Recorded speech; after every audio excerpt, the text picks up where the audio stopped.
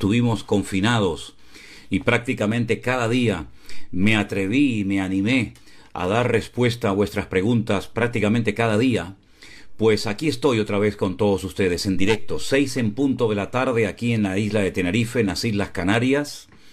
Y muchos me siguen preguntando por el tema del volcán, el volcán en la isla de La Palma. Bueno, pues ya lleva unos cuantos días, digamos, dormido o apagado y no sigue echando lava, solamente un poco de humo. Y los vulcanólogos están todavía muy precavidos porque no saben si es que esto es la señal, la evidencia de que ya el volcán se ha apagado o está recobrando nuevas fuerzas para volver a explotar. Todavía no se ha declarado oficialmente, digamos, por acabado el volcán de la isla de La Palma, pero ya digo, de momento está tranquilo, no suelta lava y bueno, vamos a ver qué es lo que sucede en los próximos días. Por lo visto están esperando entre 8 o 10 días para decir ya oficialmente que el volcán de La Palma ya se ha acabado. Pero en fin, miles de casas destruidas, colegios, carreteras, muchísimas personas que lo han perdido prácticamente todo. Ha sido un tiempo muy duro para esa pequeña isla llamada la isla de La Palma, que no tienen que confundirla con otra isla más grande que se llama Las Palmas. Así que sigan orando y clamando al Señor para que todo vuelva, digamos, a la normalidad y los habitantes de esa isla y todos sus alrededores podamos entender que contra la naturaleza no se puede, ¿verdad? Es una impotencia tremenda y al único al que podemos clamar y agarrarnos y confiar constante y permanentemente es en nuestro Dios, el cual no falla nunca y nunca nos abandonará. Mis queridos hermanos, vamos a orar y presentar este tiempo de estudio al Señor para que Él nos guíe, Él nos dé sabiduría, su Espíritu Santo nos ilumine y podamos con su ayuda y con su bendición dar respuesta a las preguntas que en estos últimos días hemos estado recibiendo. Oramos juntos al Señor, queridos hermanos. Gracias, Dios mío, por este privilegio tan grande que nos das un día más, de poder estar en contacto con tantos hermanos, Señor, que fielmente estarán ahí al otro lado con su Biblia, abiertos sus corazones, atentos a lo que tú hoy nos vas a enseñar y a mostrar a través de tu preciosa y poderosa palabra. Bendice este tiempo de estudio bíblico, que estemos atentos al mensaje, a las enseñanzas que recibamos en el día de hoy y que tu nombre sea glorificado y pedimos sabiduría de lo alto y que tu Espíritu Santo nos ilumine y nos guíe para encontrar en tu palabra la respuesta, la sabia respuesta a esa persona que tanto está esperando esa ayuda, ese consejo. Nos encomendamos a ti y ponemos este tiempo en tus manos, en el nombre de Jesús. Amén y amén. Se van a ir incorporando más y más hermanos según va avanzando la hora del programa, pero hay algunas cositas que quisiera compartir con ustedes brevemente antes de comenzar a dar respuesta a algunas preguntas. Hay, digamos, 3 cosas que en los últimos meses, en los últimos tiempos, ha perturbado, ha confundido y ha entretenido, yo me atrevería también a decir esa palabra, a más de un creyente. El tema de los judaizantes, los que de la noche a la mañana, o después de un periodo de tiempo, aunque no lo habían dicho, pues llegan a la conclusión de que la Biblia, según ellos, está mal traducida, no sirve las Biblias que tenemos. Hay que pasar de celebrar los cultos al sábado porque el domingo por lo visto es abominación al Señor y el Señor el domingo no escucha o no está atento al clamor y a las alabanzas de su pueblo. Hay que comenzar a hacer una serie de rezos y encender una serie de velas, lo típico que se hace, ¿verdad?, en una celebración de Shabbat, etcétera, etcétera. Por una parte hay un amplio sector del mundo del espectro evangélico que se han dejado atrapar por esta corriente de judaísmo, de la cual hablaré un poco ahora. Luego están los que yo llamo los antitodo. Ahora son antivacuna, pero siempre han sido antitodo, ¿verdad? Han salido científicos por todas partes que ahora entienden de todo, incluso dedican su tiempo, se ve que lo tienen, a tratar de convencer a los demás de que no caigan en esta trampa, ¿verdad? Y ahora, esta última semana, estos últimos días, los que están muy preocupados y angustiados por el tema de la Navidad. Y hablando de Navidad, acabo de recibir una felicitación de un hermano, amigo, querido, que vive justamente en Jerusalén, nuestro hermano Daniel Levinsky, que me ha mandado a través del WhatsApp una postal donde dice Feliz Navidad desde Jerusalén. Vamos a empezar por esto último, por el tema de la Navidad. Miren, hermanos, he dicho muchas veces, pero no este año. Si ustedes observan los mensajes, las predicaciones que yo he dado en los últimos años, que están todas en YouTube, justamente por estas fechas, yo ya he dicho de todas las formas y maneras posibles que está demostrado que el Señor Jesucristo no nació en el mes de diciembre.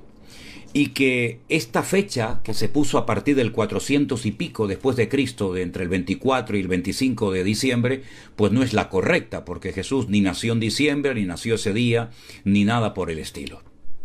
De ahí, algunos cristianos han entrado, digamos, en una confusión tremenda, si se puede o no mencionar la palabra Navidad como si fuera una especie de palabra maldita, lo cual nada que ver. La palabra Navidad es la palabra nacimiento. Claro, la pregunta es ¿nacimiento de quién? Porque muchos, llámense cristianos o no, celebran, festejan esta fiesta y en el fondo no saben ni lo que tienen que recordar. Porque la Navidad, como lo he dicho en muchas ocasiones, no es el intercambiar regalos y adornar las calles o la casa y tirar la casa por la ventana y comer hasta que no demos más. Realmente nada de eso tiene que ver con lo que en un principio deberíamos de recordar, que es el nacimiento de nuestro Señor Jesucristo. ¿O es un pecado recordar el nacimiento de Cristo? ¿Es un pecado? Da igual si lo celebramos en agosto, septiembre, octubre, noviembre. Es pecado que yo en un momento determinado, o millones de cristianos en todas partes del mundo, queramos recordar que nuestro Señor Jesucristo nació en Belén de Judea y que cumplió muchas profecías en aquel tiempo. ¿Es un pecado recordar eso? Yo sinceramente pienso que no, en absoluto. Yo creo que es bueno recordar ciertas y determinadas cosas. El pueblo de Israel está lleno de fiestas que no tienen nada que ver con mandamientos bíblicos, pero recuerdan el día de su independencia, el día de la Shoah, o el día del Holocausto, y fiestas incluso que no fueron ordenadas por el Señor, pero las recuerdan. Como en todos los países del mundo hay fiestas que no son bíblicas, pero que no son malas de recordarlas, ¿verdad? Siempre y cuando no sean fiestas contrarias al espíritu cristiano. Nosotros lo que estamos es recordando que el Señor Jesucristo nació, y que nació con un propósito, y vino a este mundo para cumplir profecías y un plan eterno, ¿verdad? Que ya estaba todo escrito en la palabra de Dios. Por lo tanto, este pánico, este temor que tienen incluso algunos cristianos de mencionar la palabra Navidad, sinceramente no sé de dónde ha salido.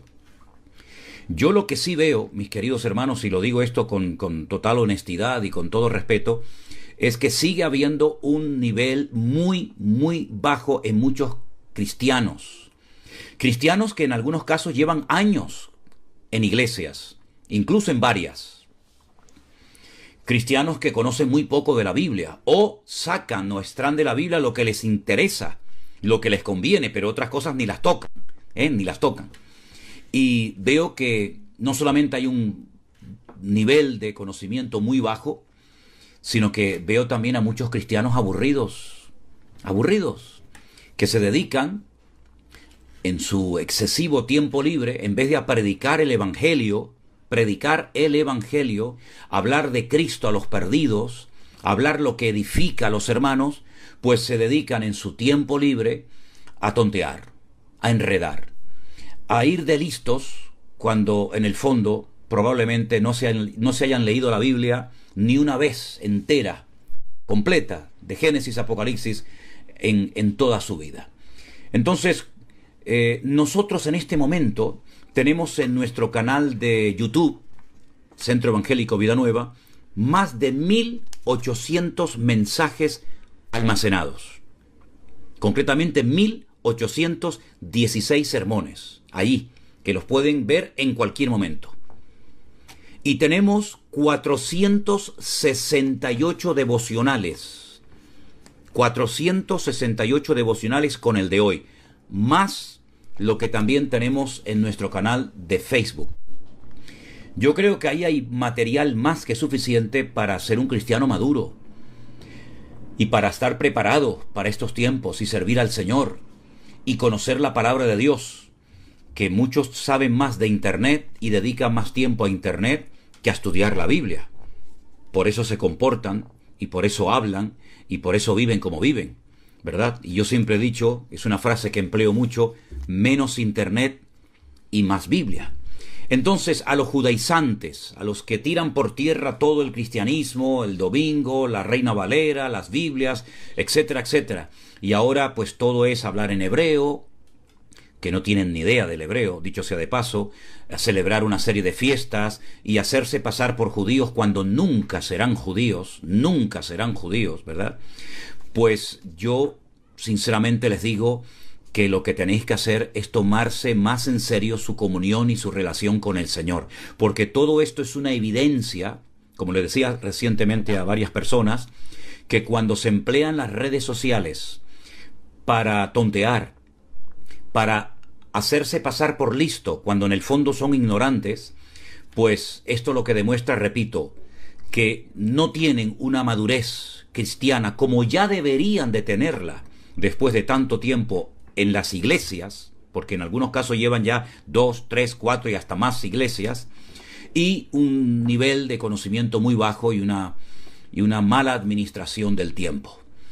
Que Dios nos ayude a aprovechar el tiempo, porque es un mandamiento bíblico, aprovechar el tiempo porque los días son malos, y a no tratar de convencer a nadie, sino que la obra, quien la hace, es el Espíritu Santo, el que cambia las vidas, el que convence al pecador de sus pecados, el que abre o cierra puertas es el Señor. No son nuestros argumentos, no son nuestras predicaciones, no es nuestra influencia como persona.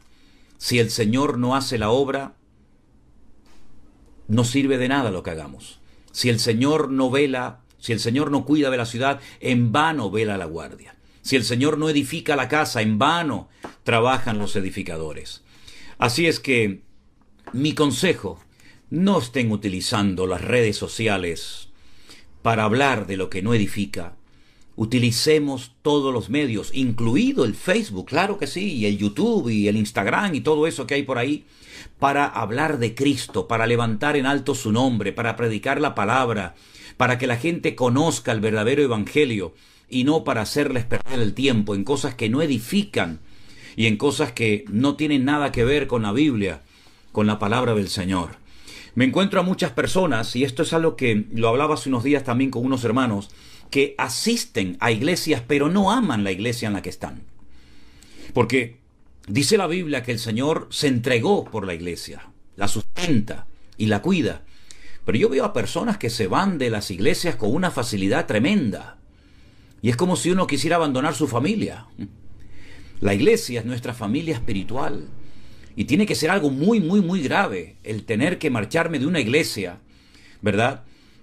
Porque yo amo la iglesia y amo a mis hermanos. Y no hay familia perfecta, como tampoco hay iglesia perfecta. Pero hay creyentes que han estado ya en un montón de iglesias y siempre salen buscándole defectos a todas las iglesias de las cuales han salido, porque en el fondo no aman lo que Dios ama. ¿Saben lo que me dijo una vez un escriba amigo mío en Jerusalén? Me dijo esto: yo no amo a Israel porque soy judío. Yo amo a Israel porque Dios ama a Israel.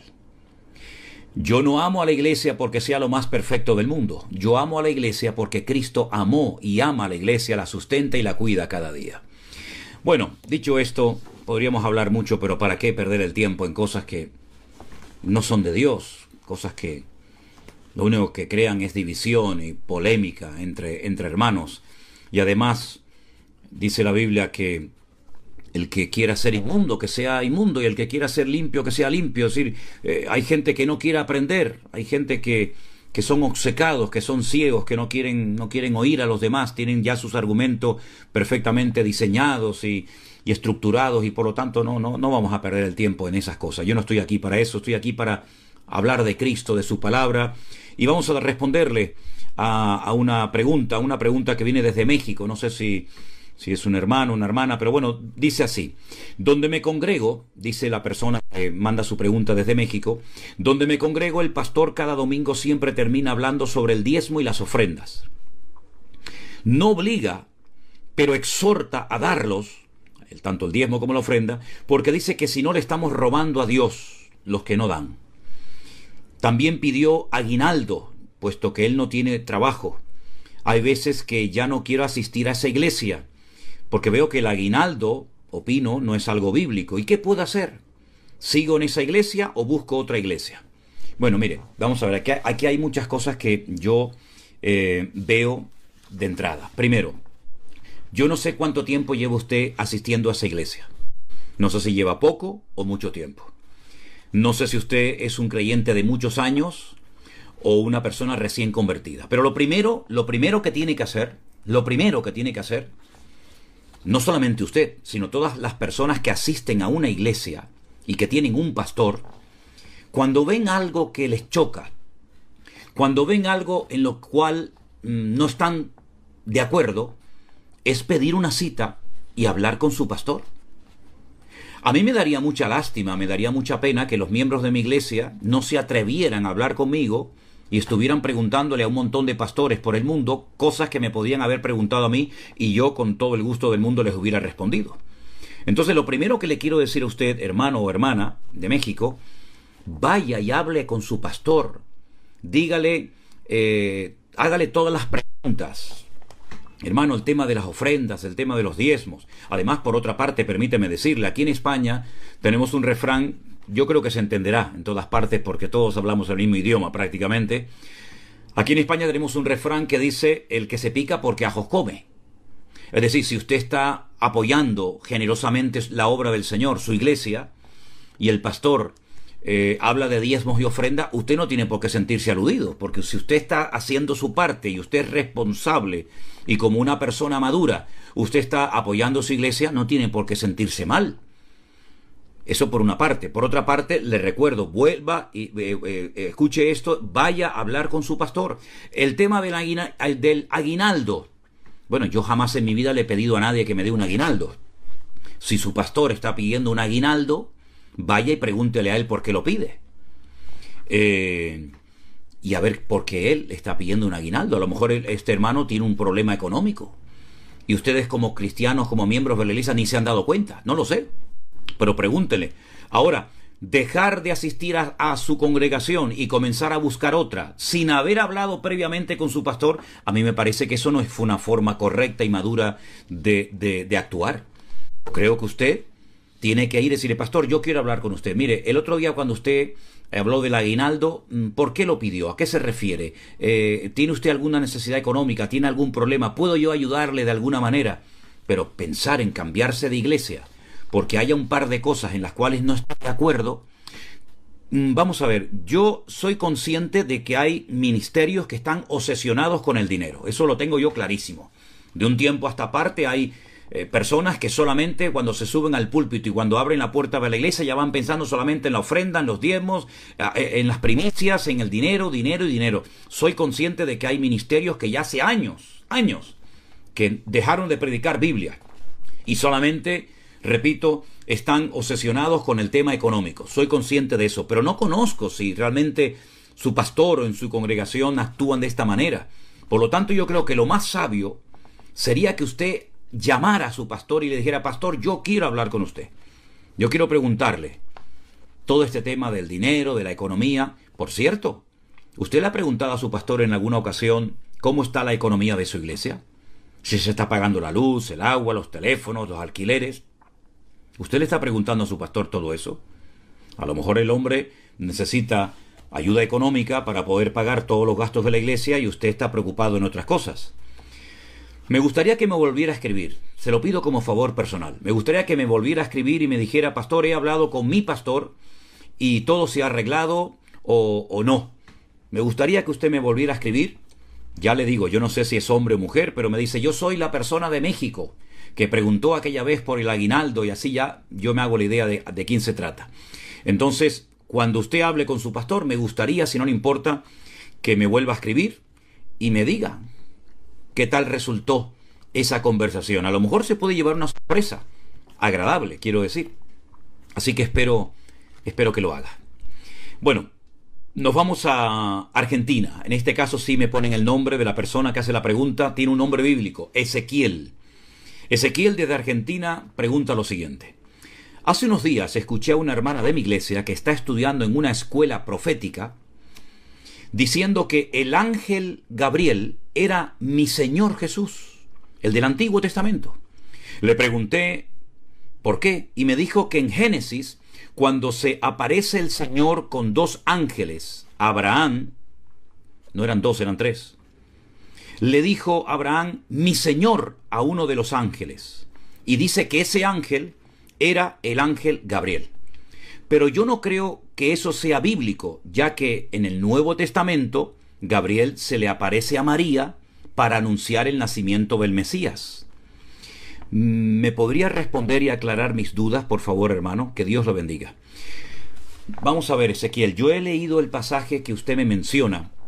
Se encuentra justamente en el libro del Génesis, el capítulo 18, una porción que se titula Vayerá, y he leído todo el capítulo. Mire, esta Biblia, yo tengo varias Biblias, ¿no? Pero le voy a enseñar concretamente una que compré en Jerusalén. Esta Biblia, que la compré en la Sociedad Bíblica de Jerusalén, titula la Biblia en español, en hebreo, ¿vale?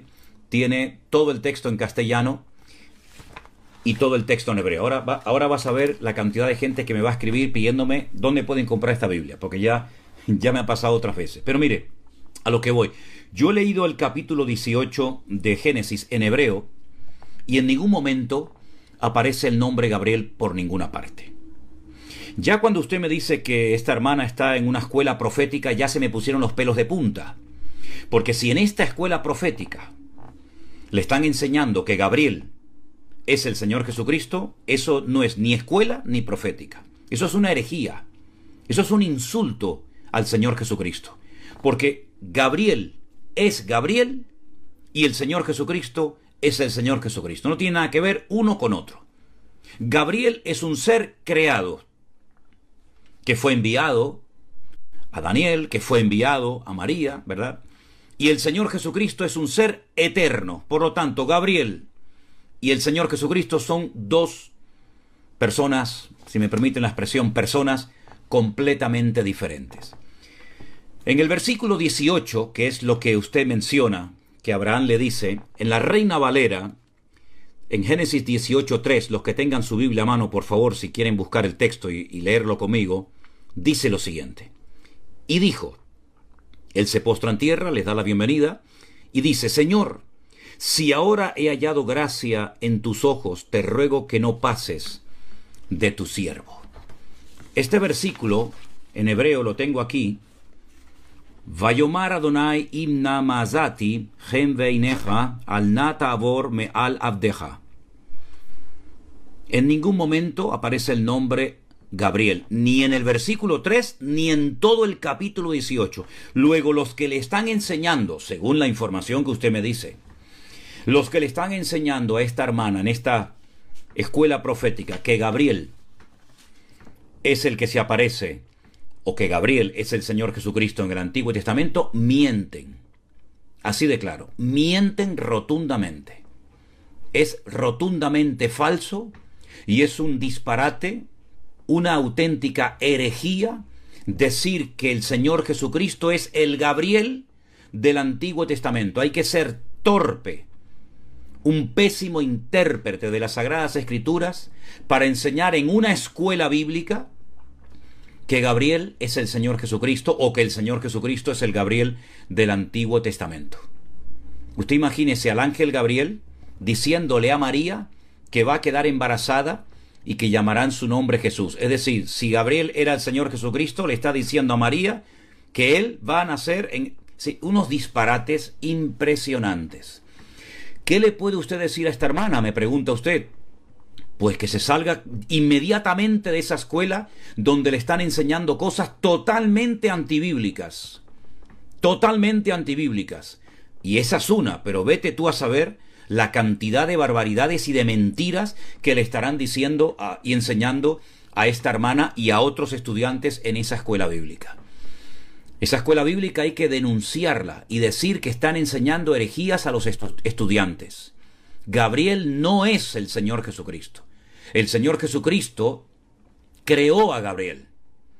¿No será que le están enseñando que el Señor Jesucristo es el Gabriel del Antiguo Testamento para no reconocer que el Señor Jesucristo es un ser eterno y no creado?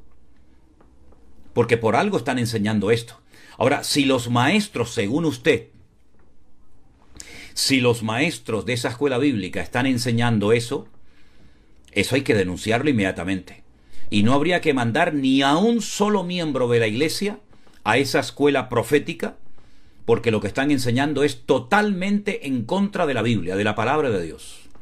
Y mi consejo es que esta hermana y todos los estudiantes de esa escuela bíblica deberían de darse de baja inmediatamente y denunciar esa escuela ante el Consejo Pastoral de la ciudad y decir, en esta escuela profética, como le han llamado, pues se están enseñando cosas contrarias a la palabra del Señor.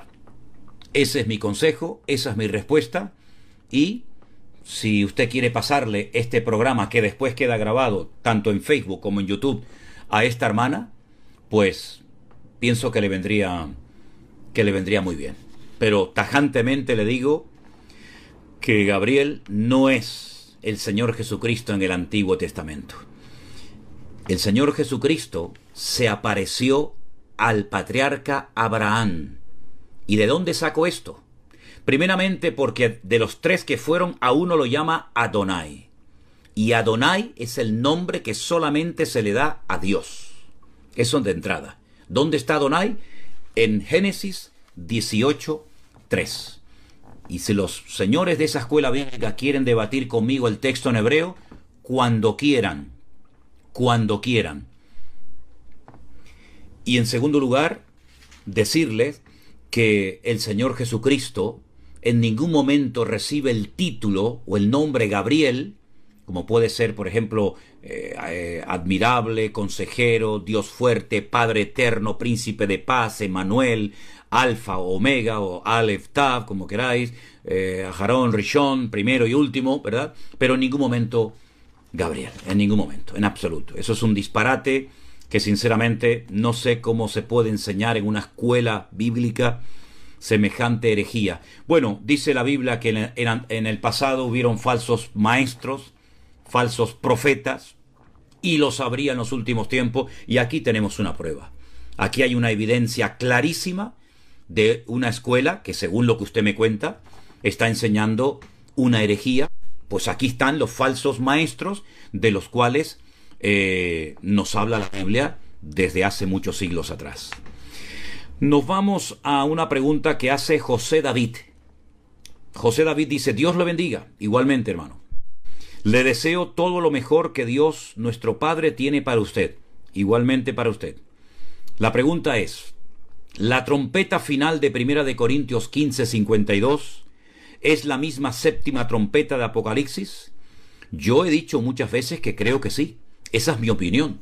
En las clases que di y que están grabadas y están ahí guardadas en nuestro canal de YouTube de escatología bíblica, yo expliqué y creo entender que cuando Pablo habla de la final trompeta en Apocalipsis capítulo 15, yo entiendo que es la séptima trompeta, que es la última en el libro del Apocalipsis. Si usted quiere escuchar más detenidamente esta explicación, este argumento, pues de esas clases se publicó un libro que se puede conseguir en Amazon, y hay unas clases a las cuales usted puede recurrir en cualquier momento. Pero mi respuesta es sí. Yo creo que la final trompeta de Apocalipsis 15 es la séptima trompeta que anuncia, ¿verdad?, el final de la primera parte de la gran tribulación, es decir, de los primeros 3 años y medio. Después ya vendrían las famosas 7 copas de la ira.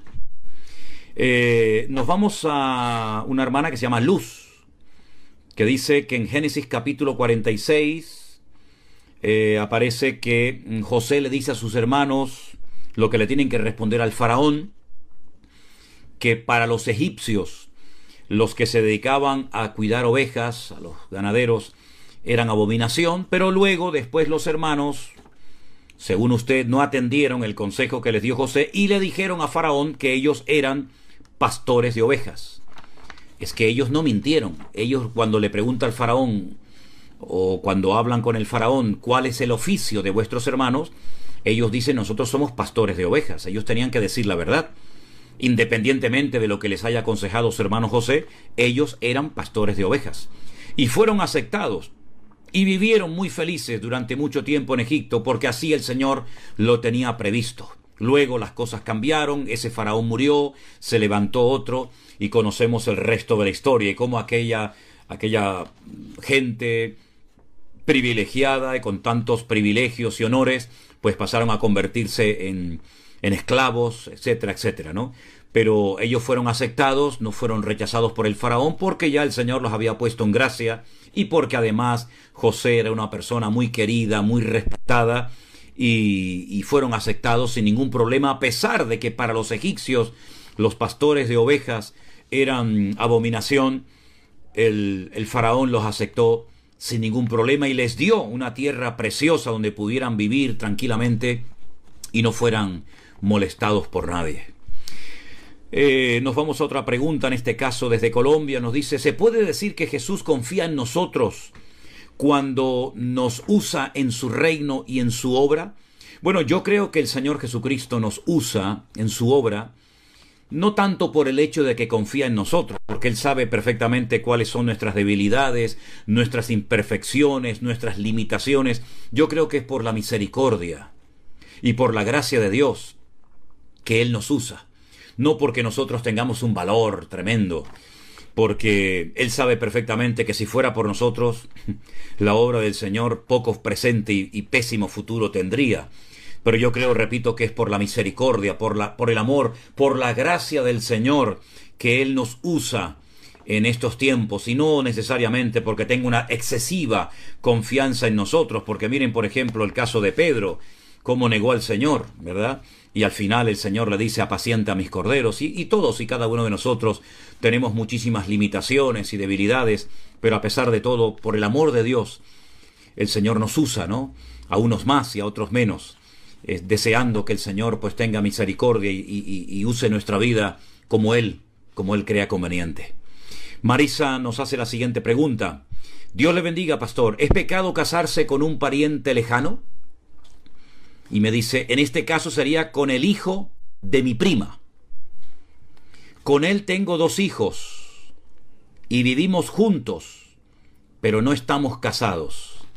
Bueno, yo creo que lo que realmente aquí es pecado no es que usted se haya casado y haya tenido hijos con el hijo de su prima. Aquí el problema está en que usted está viviendo sin estar casado con él. Entonces, ahí está el problema. Que usted está viviendo con un hombre y ha tenido hijos con él y no está casada. Entonces la Biblia dice, haced todo decentemente y con orden. Y seguro que en su país el orden establece que las parejas se casen legalmente. Así es que usted lo que tiene que hacer es casarse. Ya a estas alturas, después de convivir con él tanto tiempo y tener hijos con él, preguntarme usted si es pecado, pues ahora, ¿qué quiere que le diga? Ahora es lo que le toca, es lo que tiene. Entonces, usted sigue diciéndome, es que yo le pregunté al pastor de mi iglesia y él me dijo que sí es pecado. Entonces se ve que a usted no le hizo gracia la respuesta de su pastor y me pregunta a mí. Su pastor le dijo que es pecado y que tengo que separarme del padre de mis hijos. Pero yo busqué en la Biblia, dice usted, Marisa, en Levítico 18, no hay ninguna prohibición sobre primos. También leí en Números 36, donde Dios permite que los primos se casaran. Me dice usted, y en Jueces capítulo 1, versículo 11, también hay otro casamiento de primos. Yo quiero obedecer a Dios sobre todas las cosas, ¿Me puede responder a mi duda? Bueno, yo lo que veo que ha tenido tiempo para buscar en Levítico 18, en Números 36, en Jueces capítulo 1, y ha encontrado versículos que le apoyan. Lo raro es que no haya encontrado el versículo que dice, haced todo decentemente y con orden. Ese se ve que no lo ha leído. Entonces, mire, hermana, usted acepte su realidad.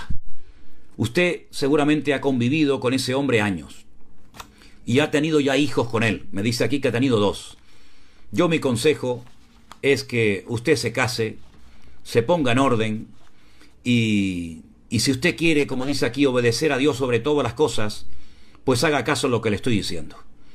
Es decir, ya usted tiene una realidad, tiene una vida que es la que ha elegido y lo que tiene que hacer es casarse, porque eso es lo que realmente está mal en este momento en su vida. Ahora, si su pastor le dijo que él lo considera pecado y que tiene que abandonar a su marido, bueno, pues él sabrá por qué le habrá dicho eso. Pero yo no creo, sinceramente, en mi opinión personal, me está preguntando a mí, yo le respondo, ¿no?, que usted tiene que abandonar a su marido.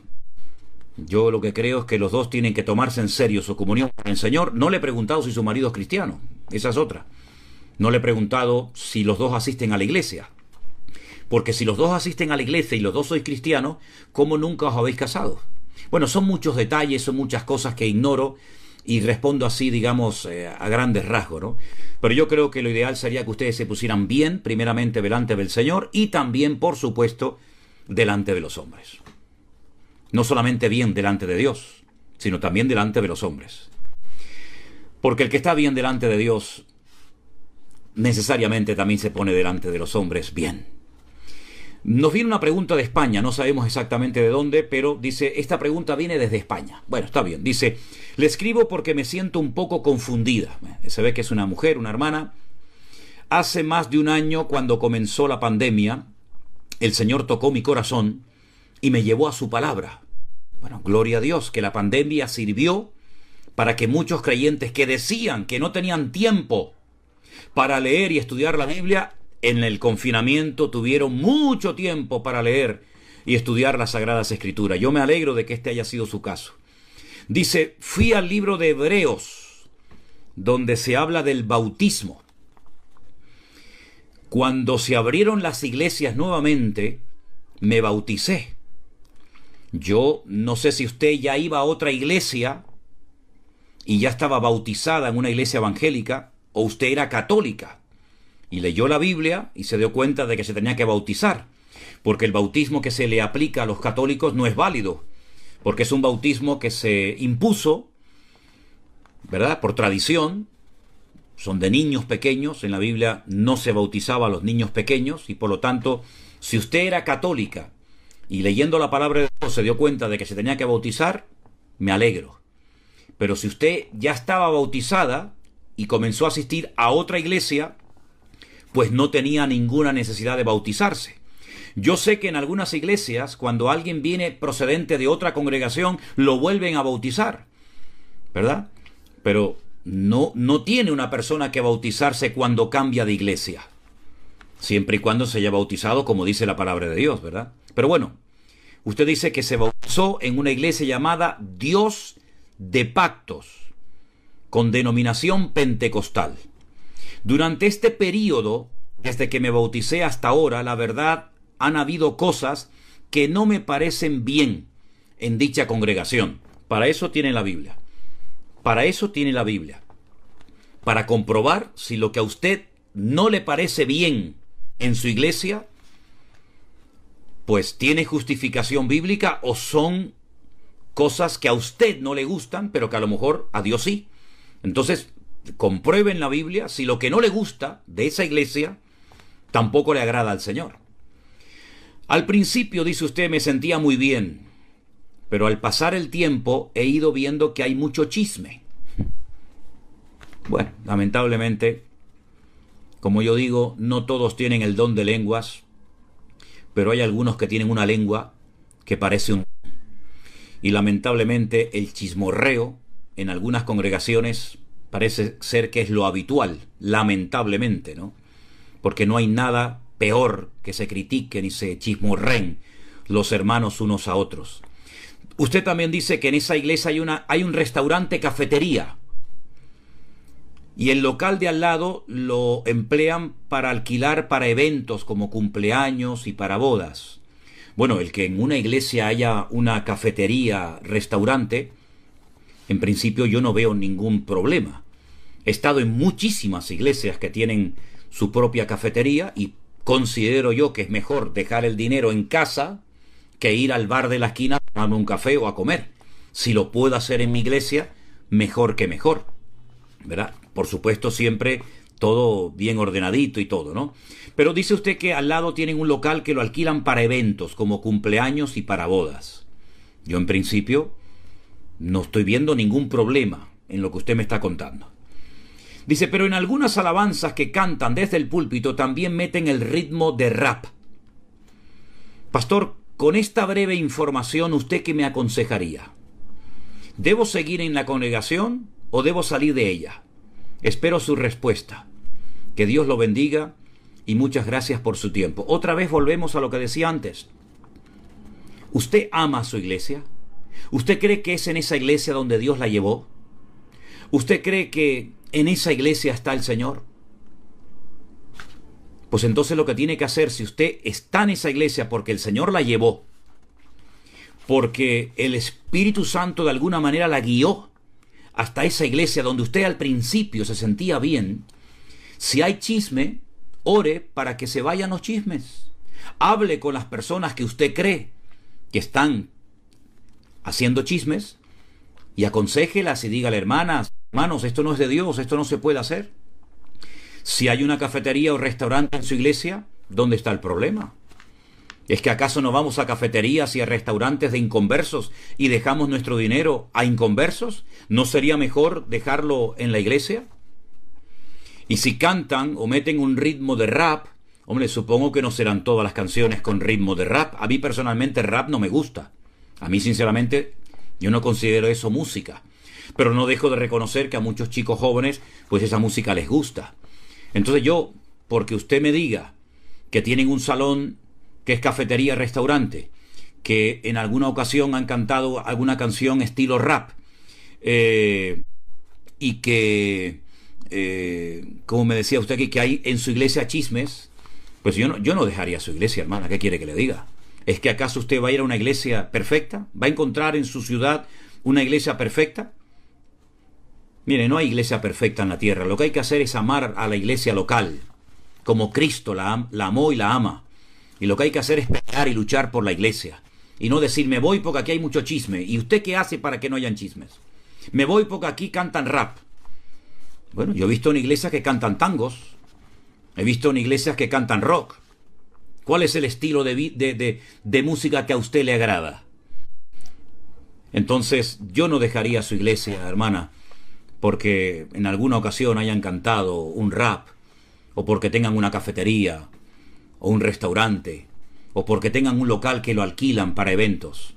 Yo sinceramente creo que usted debería de orar al Señor, y yo nunca le voy a decir a usted, váyase o quédese en su iglesia. Usted tiene que orar al Señor y con la Biblia en la mano comprobar si verdaderamente en esa iglesia está su Dios y está el Señor. Si en esa iglesia está el Señor y hay una serie de cosas que a usted no le gustan, bueno, pues coma el pescado y deje las espinas a un lado.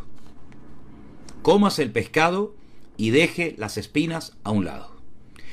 Y si usted tiene acceso, que me imagino que sí, para hablar con su pastor, pues hable con él y hágale todos estos comentarios a él y que a ver qué es lo que le dice. Pero haga todo lo posible por hacer de su iglesia la mejor.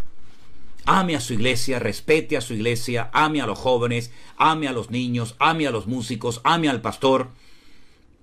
Y con el amor de Dios se pueden soportar muchas cosas. Ahora, si usted me hubiera escrito y me hubiera dicho que en su iglesia se enseñan falsas doctrinas, como por ejemplo esta persona que le enseñan que Gabriel era el Señor Jesucristo, pues yo le diría, salga corriendo inmediatamente de ese sitio. Pero si son por estas cosas, hermana, yo no le aconsejo que se vaya. Yo no le aconsejo que se vaya. Ore al Señor y el Señor le va a dar la gracia y la fortaleza para usted poder ser fiel en esa congregación. Ahora también digo, y no solamente a usted, sino a todos los que me ven y escuchan en este momento. Si ustedes no están a gusto en su iglesia, antes de estar criticando y antes de estar cuestionando todo, váyase. Porque criticando no se arreglan los problemas. Criticando al pastor, a la esposa del pastor, a los músicos, a las maestras de la escuela dominical, a este y al otro, no se solucionan las cosas. Las cosas se solucionan orando, clamando al Señor y poniendo todo en las manos de Dios. Y repito, no existe una iglesia perfecta. Ni dentro del mundo pentecostal, ni dentro del mundo bautista, ni el mundo de las asambleas de hermanos, no existen iglesias perfectas. Solamente en el cielo, y eso es un auténtico milagro, estaremos todos juntos, y allí no habrá ningún motivo para quejarnos. Y estamos practicando ahora. Estamos practicando cómo amarnos, cómo respetarnos y servirnos los unos a los otros. Queridos hermanos, estas eran las preguntas que yo tenía para hoy. Y déjenme decirles algo. A veces cuestionamos o criticamos ciertas y determinadas cosas. Pero, por ejemplo, el chisme, la falta de amor, la falta de perdón, la falta de generosidad a la obra del Señor, ¿no es igualmente pecado como otras cosas que para nosotros son escandalosas? Yo creo que lo que necesitamos los cristianos urgentemente, subrayo, urgentemente, es un bautismo del amor de Cristo. Si estuviéramos más llenos del amor de Cristo, seríamos capaces de soportar mucho más de lo que soportamos. Ojo que la Biblia dice que el amor cubre, no encubre. No tenemos que encubrir el pecado. Pero el amor nos ayuda a soportar las debilidades y las flaquezas de nuestros hermanos. Y yo creo sinceramente, y lo vengo sintiendo hace ya mucho tiempo, que lo que necesitamos es un bautismo de amor sobrenatural. Porque el Señor Jesucristo dijo en su palabra, que en esto conocerán que sois mis discípulos, en que os amáis los unos a los otros, como yo os he amado. Cuando hay amor no hay chisme. Cuando hay amor hay generosidad. Cuando hay amor no vemos defectos, vemos virtudes. Cuando hay amor vemos a los hermanos como Cristo nos ve a nosotros. Nuestra mirada, nuestra visión, nuestra conducta, nuestro comportamiento, nuestro vocabulario cambia radicalmente cuando estamos llenos del amor de Cristo. Y eso es lo que necesitamos. ¿O es que acaso Cristo no ve que somos gente imperfecta, gente llena de debilidades? Claro que lo ve. Pero ¿por qué nos soporta? ¿Por qué nos bendice? ¿Por qué nos ayuda cada día y escucha y responde a nuestras oraciones? ¿Por qué? Porque nos ama. Sencillamente por eso. Porque nos ama. Porque nosotros sin Él estamos perdidos. Nosotros sin Él estamos perdidos. Totalmente. Separados de mí nada podéis hacer, pero Él, sin nosotros, sigue siendo Dios. No mengua su poder, su autoridad. La esencia de Dios es inalterable, con nosotros o sin nosotros. Por lo tanto, pidámosle al Señor más amor, para que podamos amar a aquellos que no se han vacunado y a aquellos que sí han querido vacunarse. Que los amemos. Para que seamos capaces de amar a aquellos hermanos que celebran la Navidad con su arbolito y con sus luces, y aquellos hermanos que para ellos no, en absoluto.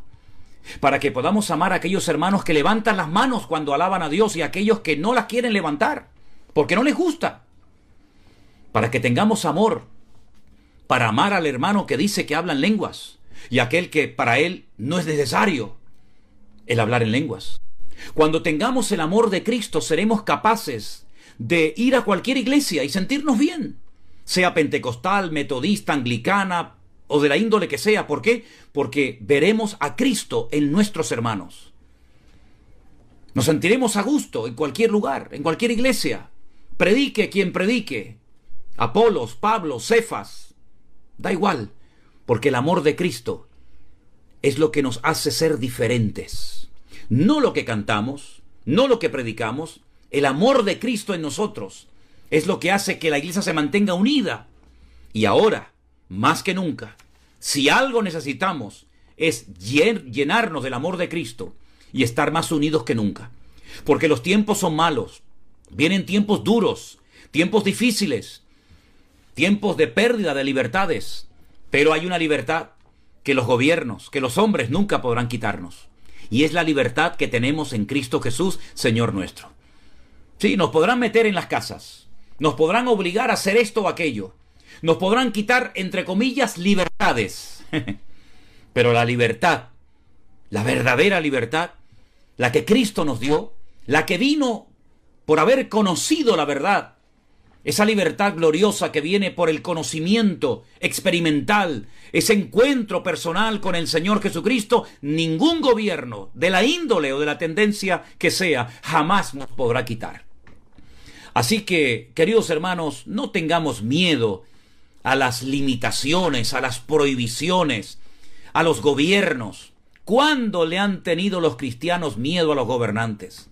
¿Cuándo le ha tenido la iglesia miedo a las tradiciones, a los gobiernos del mundo? ¿Cuándo?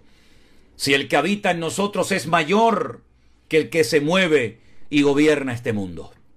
Así que, mis queridos hermanos, pidámosle al Señor cada día: dame amor por mis hermanos, dame amor por la iglesia, dame amor por los obreros de la congregación, dame amor por los pastores.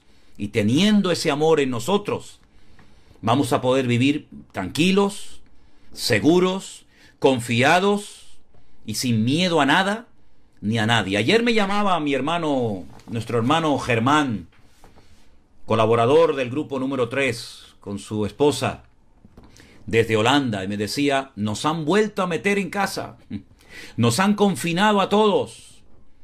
Bueno, nos podrán meter en las casas, pero no nos podrán robar nuestra salvación y el gozo y la paz que tenemos en nuestros corazones. Así que, mis queridos hermanos, si nos meten en casa y no nos dejan salir por el motivo que sea, pues mira, tendremos más tiempo para orar, más tiempo para leer la palabra, más tiempo para estar juntos cantando y alabando al Señor en familia. ¿O es que acaso el año pasado, cuando nos metieron en casas, en nuestros hogares, el Señor nos falló, el Señor nos abandonó? En absoluto. Vimos la gloria del Señor y desde marzo del año pasado no hemos parado de ver la gloria del Señor en nuestras vidas. Miles y miles de hermanos han conocido al Señor, la libertad gloriosa de los hijos del Señor en este tiempo de pandemia y de confinamiento, donde muchos se acercaron a Cristo después de años sin congregarse, donde muchos dejaron vicios y pecados y hicieron un pacto con el Señor, no con los hombres, con el Señor, de amarle y de obedecerle todos los días de su vida. Así que, mis queridos hermanos, no tengamos miedo a nada ni a nadie. Los gobiernos, los políticos van y vienen, los imperios se levantan y se derrumban, pero nuestro Dios permanece para siempre. Que Dios les bendiga. Gracias por haber estado con nosotros en esta tarde en directo. Tengo en este momento las 7 menos 5 minutos de la tarde aquí en las Islas Canarias. Dios les bendiga. Este programa queda grabado, lo pueden volver a ver, lo pueden enviar a la gente que ustedes quieran. Dios les bendiga. Y quiero terminar diciendo, primero, gracias a todos los que no dejan de orar cada día por nosotros. Dios les bendiga. Se lo agradecemos y notamos, créanme, notamos que están orando por nosotros cada día centenares de personas. Número 2, gracias a los que siguen también apoyando con ofrendas para que este ministerio siga adelante. Dios les bendiga, hermanos. Y miren, los libros que hemos publicado, incluido este que ha sido el último, mi devocional diario, nosotros no lo enviamos, no nos pidan a nosotros el devocional ni ningún libro, porque nosotros no lo vendemos aquí. Se consiguen por internet, por Amazon. Así que si alguien quiere tener el devocional del próximo año, o cualquier otro libro de los que hemos publicado, el de escatología, el de hermenéutica, el de educación cristiana, tienen que pedirlo por internet en Amazon. Nosotros no lo vendemos, no los tenemos, ¿de acuerdo? Hermanos queridos, Dios les bendiga. Terminamos con una oración, dándole muchas gracias al Señor por este tiempo maravilloso que Él nos ha permitido tener. Oramos, mi querido hermano. Gracias, Padre Celestial, por este tiempo precioso que nos has permitido tener. Te ruego, Dios, por todos mis hermanos en muchas partes del mundo que te aman, que se quieren preparar para servirte cada día mejor. Llénanos de tu amor celestial, de tu amor verdadero y genuino, para que no hayan divisiones, ni peleas, ni discrepancias entre hermanos, sino la unidad perfecta por la cual tú oraste y pediste al Padre. Danos de ese amor poderoso para que podamos